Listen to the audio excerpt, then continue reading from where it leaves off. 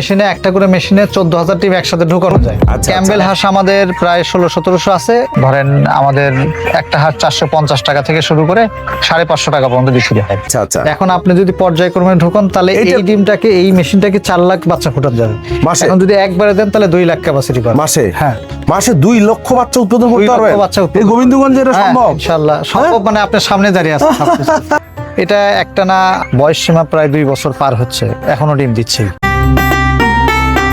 বাংলাদেশে আধুনিক কৃষির সাথে সাথে আমাদের পশু পাখি পালনের ক্ষেত্রটিতেও এসেছে এক বিশাল পরিবর্তন।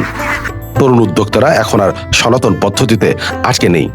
বিজ্ঞান ভিত্তিক আধুনিক চিন্তা ভাবনা আর প্রযুক্তি ব্যবহার করে গড়ে তুলেছেন নতুন নতুন দৃষ্টান্ত। আজ আমরা এসেছি এমনই একজন উদ্বোধনী উদ্যোক্তা গাইবান্ধার গোবিন্দগঞ্জের সোহেল ভাইয়ের খামারে। মুক্ত জলাশয়ের পাশাপাশি কিভাবে আধুনিক উপায়ে কম খরচে হাঁস পালন করা যায়, চলুন জেনে নেই সেই সম্ভাবনাময় গল্প। এখানে আমাদের টোটাল 3 জাতের হাঁস আমরা রাখছি আর কি। যে ক্যাম্বেল হাঁসটা বাংলাদেশে, এটা আসলে ডিমের জন্য বাংলাদেশে এর উপর আর কোনো জাত নাই। হাওর বাওরের প্রথাগত ধারণা পেরিয়ে আধুনিক প্রযুক্তির ছোঁয়ায় বদলে গেছে হাঁস পালনের চিত্র। অল্প জায়গা আর কম খরচে কিভাবে উন্নত জাতের হাঁস থেকে দীর্ঘমেয়াদে লাভজনক ডিম পাওয়া যায়। এটা কতদিন ডিম দেবে? এটা একটানা বয়স সীমা প্রায় 2 বছর পার হচ্ছে, এখনো ডিম দিচ্ছে। এটা কি ডে বাই ডে? হ্যাঁ, প্রতিদিন। হ্যাঁ। তাহলে আপনার এই ক্যাম্বেল হাঁস যেটা আছে এটার পরিমাণ কত এখানে এখন? ক্যাম্বেল হাঁস আমাদের প্রায় 1600-1700 আছে। কিছু জিন্ডিং আমরা রাখছি।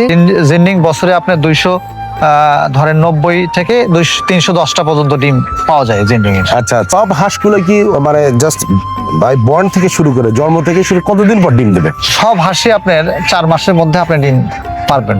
এরা যখন এই 24 মাস টানা ডিম দিল, এরপরে এরা কি আর ডিম দেবে না? না, এরপরে ডিম দেবে, ডিমের প্রোডাকশন কমে আসবে। তখন আপনারা কি করেন? তখন আমরা এটাকে মাংসের জন্য সেল করে দিই। ধরেন আমাদের একটা হাঁস 450 টাকা থেকে শুরু করে 550 টাকা পর্যন্ত বিক্রি হয়।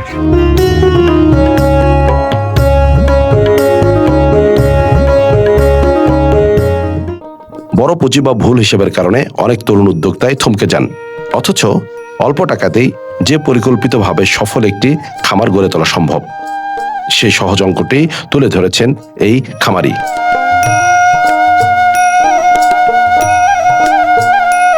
আচ্ছা, আমরা পর্যায়ক্রমে সব সেক্টরগুলো জানবো। আসলে এখন তো বাংলাদেশের তরুণ উদ্যোক্তা প্রচুর হচ্ছে, ঝরেও পড়ছে। হাঁসের সম্ভাবনা কতটুকু মনে করেন? দ্রুত সফল হবো তাহলে তাকে হাঁসে আসতে হবে, গরুতেও না।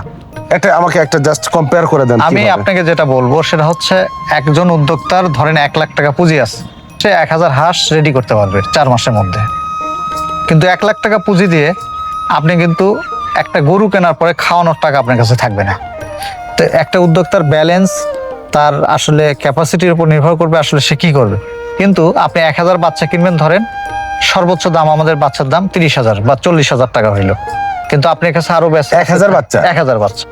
এই যে 1000 বাচ্চা, আপনি কিছু সময় আছে আমাদের বর্ষাকাল থাকে, কিছু শীতের সময় থাকে, আমাদের ধান কাটা থাকে, ওই সময়টা 1 মাস সে খাবারটা দিল, বাড়িতে সে ফিট খাওয়াইলো। 1000 বাচ্চার ধরেন ফিট লাগে আমাদের 6 থেকে 7 বস্তা ফিট হলে 1000 বাচ্চা রেডি হয়ে যায়। তো এই 1 মাস পরে যে আপনি জমিতে ছাড়বেন, আপনার তো আর খাবার কেনার দরকার নেই। আপনি টোটালি ডিম পাড়া পর্যন্ত আপনার কোনো খাবারের দরকার নেই। হাঁস পালনে খামারিদের সবচেয়ে বড় ভয় হঠাৎ মোরগ বা রোগ ব্যাধি। তবে সঠিক সময়ে মাত্র কয়েকটি টিকাদান নিশ্চিত করলেই যে মোরগের ঝুঁকি শূন্যে নামিয়ে আনা যায়, তাই উঠে এলো খামারির অভিজ্ঞতায়। একটু জানতে চাই, একটা রিউমার আছে যে হাঁসের প্রচুর রোগ হয়, রোগ হলে একবার হাঁস সব মরে যায়। হ্যাঁ। আসলে যেহেতু আপনি প্র্যাকটিক্যাল করছেন, আপনারা কতটুকু এটার আসলে হাঁসের 2টা ভ্যাকসিন, একটা হচ্ছে ডাক প্লে আর হচ্ছে ডাক কলেরা। এই 2টা ভ্যাকসিন শুরু থেকে 25 দিনের মধ্যে একটা ডাক প্লে করতে হয়, আর 40 থেকে 45 দিনে একটা করতে হয়।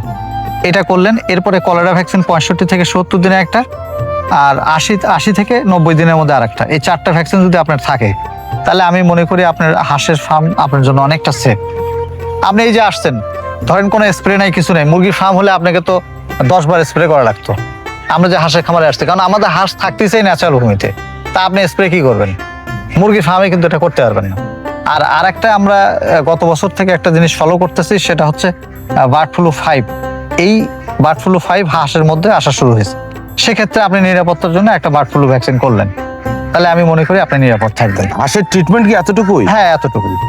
এর প্রিয় আগে দর্শক, আসলে বাংলাদেশে আমি বেশ কিছু ফার্ম নিয়ে প্রোগ্রাম করছি। নিজেদের চারণভূমি না থাকলেও আধুনিক উপায়ে হাঁস পালন সম্ভব। বাতাস চলাচলের সুবিধার্থে পুকুরের ওপর শেড ও দোতলা মাচা তৈরি করে হাঁসের আরামদায়ক পরিবেশ নিশ্চিত করা হয়েছে এই খামারে।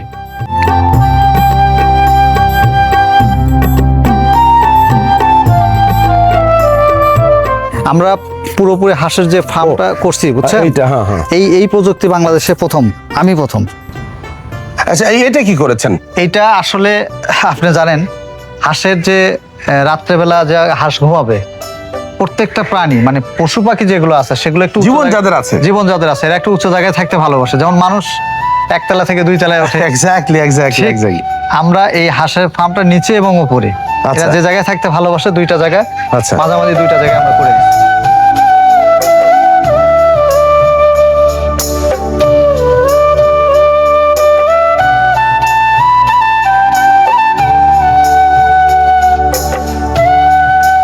খামারের মূল খরচটাই যায় খাবারের পেছনে। বাজারে ফিডের উপর নির্ভরতা কমিয়ে ফার্মেন্টেশন খাবার এবং ঘরে তৈরি প্রোটিন বা বিটল পোকা দিয়ে উৎপাদন খরচ অবিশ্বাস্যভাবে কমিয়ে এনেছে এই উদ্যোক্তা।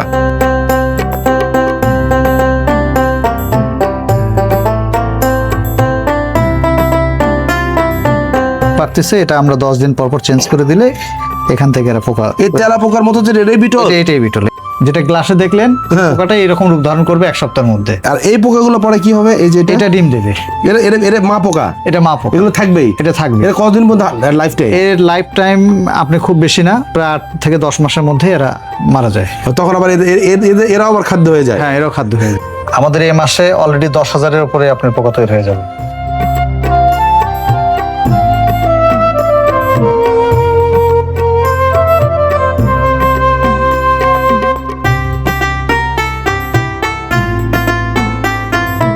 প্রথাগত ধারণা ভেঙে দিয়ে সদিচ্ছা ও উদ্বোধনী চিন্তা যুক্ত হলে পশুপালন যে কতটা লাভজনক হতে পারে, আজ সোহেলের খামারেই তার প্রমাণ। বিকল্প প্রোটিন তৈরি এবং বৈজ্ঞানিক শেড নির্মাণ করে তিনি তরুণদের সামনে উন্মোচন করেছেন এক নতুন দিশা। দরকার নাই তো, এটাও দরকার নেই, না না, এটার উচ্চতা কি দরকার? এটাও আছে? দরকার নেই, শুধু এইটা হাউসটা লাগবে এই কারণের জন্য, তাদের গোসল করার জন্য লাগবে। এটা আমরা জিওম্যাট দিয়ে একটা সেট করছি।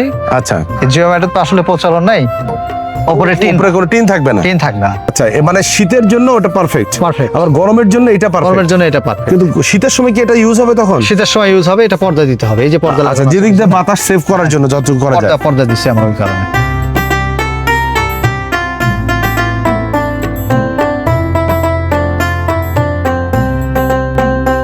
একটি খামারকে পুরোপুরি স্বাবলম্বী করতে হ্যাচারের ভূমিকা অপরিসীম। বাইরে থেকে চড়া দামে বাচ্চা না কিনে নিজের খামারে ডিম থেকে বৈজ্ঞানিক ইনকিউবেটর প্রযুক্তিতে বাচ্চা ফুটে কিভাবে উৎপাদন ব্যয় কমানো যায় তা উঠে এসেছে এই খামারে। এটা আসলে আমরা তো ছোট আকারে প্রথমে আমরা শুরু করছিলাম। আচ্ছা শুরু করার পর এটা মার্কেটিং আমাদের মোটামুটি ভালো আচ্ছা, হয়েছে। আপনাকে আর একটা জিনিস দেখাই, যে ওই যে ডিম কিভাবে ফোটে, এটা এটা একটু আমরা দেখবো প্লিজ। এক একটা 90টা করে ডিম আচ্ছা আচ্ছা আচ্ছা, এখানে ডিম অলরেডি প্রসেস, মানে ওখান থেকে আবার প্রসেস, ওখান থেকে ফুটবে কোন জায়গায়? ওইটা থেকে আমরা 2টা পদ্ধতিতে ফুটাতে পারি। একটা আচ্ছা। হলো প্রাকৃতিক উপায়, একটা হলো মেশিনের মাধ্যমে। ও, ওইটার পরে আবার প্রাকৃতিক করা যায়? ওইটার পরে, হ্যাঁ, ওইটা- মানে ওটা প্রসেস করে নেওয়ার পর প্রসেস করে নেওয়া। এটা কি প্রাকৃতিক? এই যে প্রাকৃতিক, ও আচ্ছা আচ্ছা বাচ্চা বের আচ্ছা, হচ্ছে। আরে হ্যাঁ, মাশাআল্লাহ মাশাআল্লাহ মাশাআল্লাহ। বাচ্চা বের হচ্ছে। এই বাচ্চা, আচ্ছা। এই বাচ্চা। আচ্ছা, ওহো, আচ্ছা, এই কিন্তু প্রাইমারি স্টেজ তো ওখানে ছিল, হ্যাঁ, ওখান থেকে এরা ন্যাচারাল ওয়েতে হচ্ছে। ন্যাচারাল ওয়েতে হচ্ছে। এরা আচ্ছা বের হওয়ার পরে এই যে এরা এখন কি খাবে? ওরা আসলে কিছু খাবে না। এটা কতক্ষণ খাবে না এরা? এরা 48 ঘন্টা পর্যন্ত রাখা হচ্ছে থাকবে। মাশাআল্লাহ মাশাআল্লাহ। এটা কি জাত? এটা খাকি গাম্বেল। আচ্ছা, ছেলে লাগে মনে হয়, ছেলে কি লাগে? ছেলে লাগে, হ্যাঁ। মানে এটা আপনার শতকরা 10টা পুরুষ লাগে। একসাথে 10টা পুরুষ লাগবে। 10টা পুরুষ লাগে। ও, বুঝতে পারছি। মানে সব একটা সায়েন্স। হ্যাঁ, আর এটা যদি ন্যাচারাল থেকে প্রাকৃতিক করেন তখন আলাদা। তখন আমাদের মেশিন আছে, ওটারও মেশিন আছে। হ্যাঁ। সোহেল, আপনার যে আয়োজন, হ্যাঁ, এখানে আমাদের ধরেন 7টা মেশিন আছে। হ্যাঁ। 7টা মেশিনে একটা করে মেশিনে 14,000 ডিম একসাথে ঢুকানো যায়। আচ্ছা আচ্ছা। এখন আপনি যদি পর্যায়ক্রমে ঢুকান তাহলে এইটা- এই ডিমটাকে, এই মেশিনটাকে 4 লাখ বাচ্চা ফোটানো যাবে মাসে? এখন যদি একবারে দেন তাহলে 2 লাখ ক্যাপাসিটি পাবেন মাসে? হ্যাঁ। মাসে 2 লক্ষ বাচ্চা উৎপাদন 2 করতে লক্ষ পারবেন? বাচ্চা উৎপাদন। এই গোবিন্দগঞ্জে এটা হ্যাঁ, সম্ভব? ইনশাআল্লাহ সম্ভব। মানে আপনার সামনে দাঁড়িয়ে আছে সবকিছু। এটা এখন আমাদের রানিং আছে। প্রিয় দর্শক, আমি জানি না এই গোবিন্দগঞ্জের আশেপাশে যারা আছেন কতদিন তারা এই ফার্মে এসেছেন বা কতজন ভিজিট করেছেন এটা আমার জানা নেই, অথবা কতজন শখ করে দেখতে এসেছেন এটাও জানা নেই।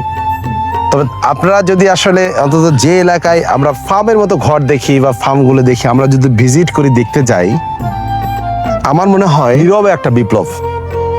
এখানে পাওয়া না পাওয়া অভিযোগ অনুযোগ থাকবেই, তার মধ্যে থেকে উদ্যোক্তারা কিন্তু থেমে নাই। যেমন সোহেল যেমন থেমে নাই, তিনি কিন্তু আসলে আমরা যতটুকু জানি খুব ছোট থেকেই, অনেক বছর থেকে বিভিন্নভাবে তিনি আসলে এই উদ্যোক্তা হবার যুদ্ধে নিজেকে সম্পৃক্ত রেখেছেন।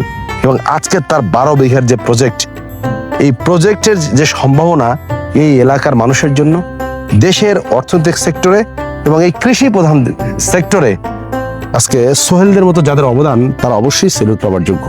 তবে এই এলাকার যারা আছেন বা যারা আপনারা আসলে অবসর থাকেন, এটা আমার পক্ষ থেকে উত্তরের ছেলে হিসেবে, উত্তরবঙ্গের ছেলে হিসেবে আমার একটাই চাওয়া থাকবে, আপনার ফার্মগুলোতে আসবেন, ভিজিট করবেন।